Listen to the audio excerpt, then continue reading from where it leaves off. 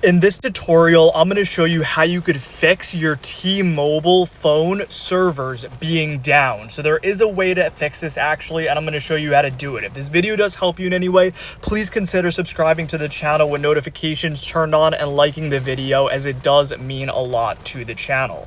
So now if you look on Down Detector right now, you could see T-Mobile is having a lot of outages and a lot of server issues, but there is a way to go ahead and fix this. So I'm going to explain this to you and basically how long this is going to last too. So basically, the way that you could go ahead and try to fix this, what I would recommend you do is just try restarting your phone, and you also want to try fixing SOS. If your phone is stuck in SOS, you could press up on the volume, down on the volume, and then hold the power button, and it should fix getting stuck on the SOS.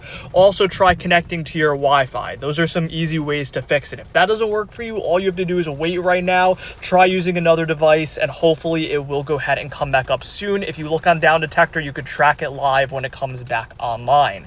So yeah, if this video did help you in any way, consider subscribing to the channel. And yeah, that is about it.